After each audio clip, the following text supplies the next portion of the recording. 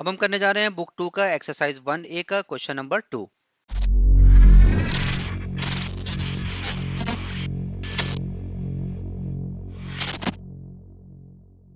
सबसे पहले हम क्वेश्चन रीड कर लेते हैं। Plot the points P 2,5, Q 1,2, R -2, -1, S 6, -2, T 3, -2 and U -1, 2 on the Cartesian plane in question number 1।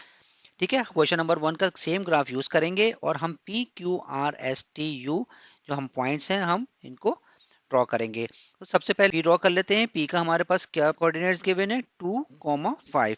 तो देख सकते हैं कि x कोऑर्डिनेट भी पॉजिटिव है और y कोऑर्डिनेट भी पॉजिटिव है, तो हम अपने फर्स्ट क्वाड्रेंट पे आएंगे जहां पे x कोऑर्डिनेट भी पॉजिटिव होता है और y कोऑर्डिनेट भी पॉजिटिव होता है। तो x की वैल्यू 2 है, तो x की वैल्यू 2 ये आ गई और y की क्या है 5। तो y की अगर हम इसको यहाँ पे ऊपर देके जाएंगे तो ये y की वैल्यू 5 आ गई। यहाँ मैं इसको क्रॉस और किसी से भी इसको मार्क कर सकते हैं और यहाँ पे मैं p की कोऑर्डिनेट्स लिख दूंगा 2,5।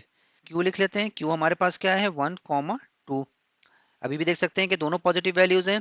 तो x कोऑर्डिनेट 1 है और y कोऑर्डिनेट मेरे पास ये 2 आ गया। यहाँ पे इसको मैं मार्क कर लेता हूँ। तो q के मैं कोऑर्डिनेट यहाँ पे लिख लेता हूँ 1,2। सेम r देख लेते हैं। r के क्या कोऑर्डिनेट्स है -2, -1। तो देख सकते हैं कि दोनों की वैल्यूज माइनस में है। तो अब मैं यहाँ पे देखता हूँ x के -2 किधर है। x का -2 ये आ रहा है, -1, -2 और y का कितना है -1। तो y की नेगेटिव वैल्यूज कहाँ पे आ रही है, यहाँ पे आ रही है। तो ये यहाँ पे लाई करेगा पॉइंट। तो r मेरे पास क्या आ गया -2, -1। इसी तरह s चेक कर लेते हैं। s की क्या कोऑर्डिनेट्स है 6, -2। x की पॉजिटिव वैल्यू है, y की माइनस वैल्यू है। तो x की पॉजिटिव वैल्यू पे मैं यहाँ पे आता हूँ तो 6 है और y की नेगेटिव वैल्यू आ रही है तो y का ये नेगेटिव जा रहा है। तो मैं यहाँ पे 6 और y -2 मेरे पास ये लाई करेगा। तो s के क्या आ गए कोऑर्डिनेट्स 6, -2। ठीक है, अब हम देख लेते हैं t के क्या कोऑर्डिनेट्स है। t के कोऑर्डिनेट दे रहे हैं 3, -2।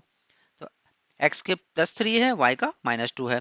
तो x का +3 मेरे पास ये आ गया और y का -2 मेरे पास ये लाइन जा रही है। तो मैं यहाँ पे इसको क्रॉस कर दूंगा।